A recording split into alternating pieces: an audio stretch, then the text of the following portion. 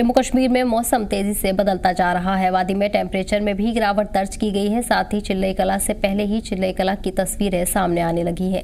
वादी में कई इलाकों में शदीद सर्द की लहर चल रही है और कई इलाकों में टेम्परेचर माइनस में दर्ज किया गया है।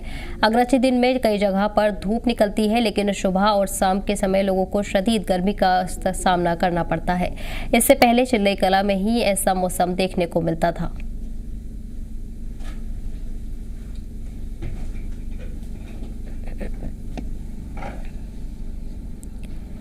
जानकारी के साथ हमारे नुमाइंदे गौहर जुड़ गए हैं।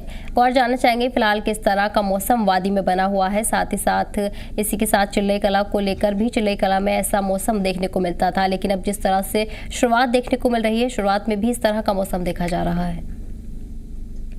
बिल्कुल, आपको बताते चले, अगरचे यहाँ पर इस वक्त धूप खिली हुई है, मगर जो कि यहाँ पर कड़ी धूप होती है दिन में, उस वजह से रात में जो माइनस टेम्परेचर होता है, उस वजह से यहाँ पर जो कि गुलमर्ग का इलाका है, टंगमर्ग का इलाका है, यहाँ पर सारे जो पानी के नाले या नदी नाले हैं वो जम जाते हैं। अगरचे यहाँ पर तो 3 दिन पहले पहाड़ी इलाकों में बर्फबारी हुई और मैदानी इलाकों में बारिशें हुई, तो उस वजह से फिर यहाँ पर उसके बाद कड़ी धूप जो निकलती है दिन में, उस वजह से यहाँ पर बिल्कुल टेम्परेचर माइनस में चला जाता है रात को और लोगों को शिद्दत की सर्दी का सामना करना पड़ता है।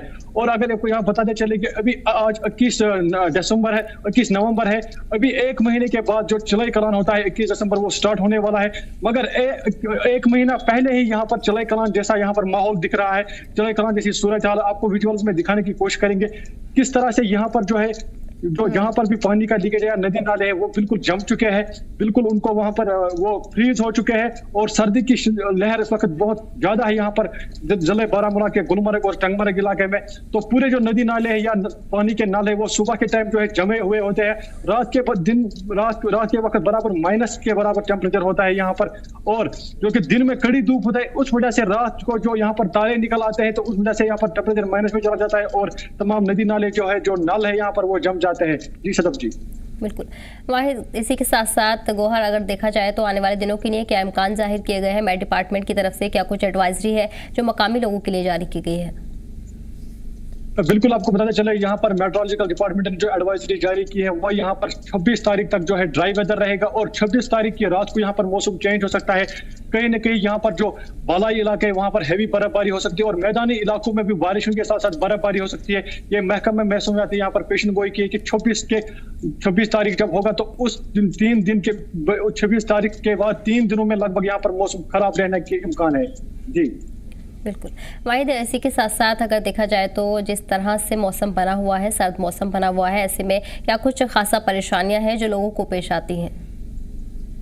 बिल्कुल, आपको बताते चले ये पर सर्दी का मौसम यहाँ पर स्टार्ट हो गया है। चिल्लई कलान के बराबर इस वक्त माइनस टेम्परेचर यहाँ पर है, तो लोगों को सुबह सुबह जो या शाम को है सर्दी की यहाँ पर शिद्दत का यहाँ पर जो है उसको सामना करना पड़ता है। उनको यहाँ पर क्योंकि यहाँ पर कश्मीरी का ट्रेडिशन है कि कांगड़ी वो लेनी पड़ती है, यहाँ पर गर्म कपड़े लेने पड़ते हैं, तो गर्म पानी के बगैर अब यहाँ पर कुछ नहीं चलता। सुबह अगर उठेंगे, नहाएंगे या मुंह हाथ धोएंगे वो भी गर्म पानी हो चाहिए, तो अब बिल्कुल यहाँ पर सर्द पानी से बिल्कुल काम नहीं चलने वाला है। गर्म पानी होंगे चाहिए, तो बिजली के हवाले से यहाँ पर बिजली होनी चाहिए, तो बिजली यहाँ पर जो विंटर्स में होती है वो कम ही रहती है, तो बिजली के हवाले से भी यहाँ पर लोगों को प्रॉब्लम है। अगर बिजली यहाँ पर विंटर्स में अच्छी तरह रहेगी तो फिर लोगों को सहूलियत होगी, मगर बिजली भी उस तरीके से यहाँ पर नहीं रहती है, तो उस हवाले से यहाँ पर लोगों को जो है लकड़ी वाली जो है बुखारियां जलानी पड़ती है और भी कई गर्म मलबूसात लाने पड़ते हैं। तो हर तरीके के इंतजाम हो जो विंटर्स के लिए यहाँ पर लोगों को करने पड़ते हैं जिससे वो सर्दी से यहाँ पर बच सके। जी बिल्कुल, और साथ ही साथ सर्दी के हवाले से देखा जाए तो किसानों को भी खासा जो मुनाफा है और फायदा है इस सीजन से मिलता है। बिल्कुल, अगर यहाँ पर बर्फबारी हो तो किसानों को वहाँ पर जब मार्च में बिल्कुल वो फ्रूट निकलता है वो सीजन में, तो वो अच्छा निकलता है अगर बर्फबारी अच्छी तरह हो।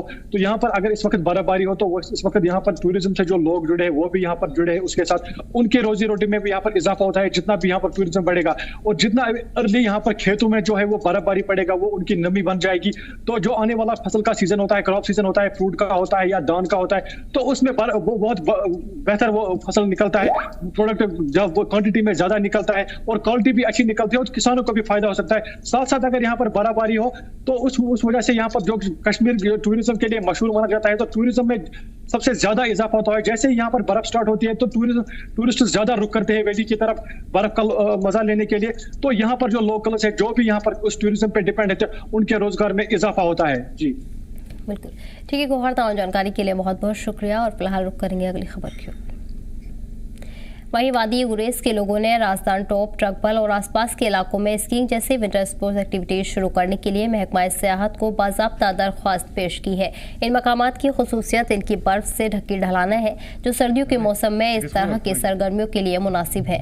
मकामी लोगों ने इन इलाकों में सरमाई, खयाती और खेलों के मरकज बनाने के इम्कानात को उजागर किया है। उन्होंने अपने यकीन का इजहार किया है स्कीइंग जैसी विंटर एक्टिविटीज के लिए खुसूसी तकरीबात और बुनियादी ढांचे सियाहत को बढ़ा सकते हैं, साथ ही खित्ते की इत्तेसादी तरक्की में भी हिस्सा डाल सकते हैं। गुलमर्ग या सोनमर्ग में विंटर स्पोर्ट्स अच्छी तरह से प्रमोट किया जा रहा है। वहाँ पे लगातार हर साल नए प्रोग्राम्स होते हैं विंटर स्पोर्ट्स को लेकर। इसी तरह गुरेज में भी होनी चाहिए, क्योंकि ये बहुत अच्छी जगह है विंटर टूरिज्म के लिए।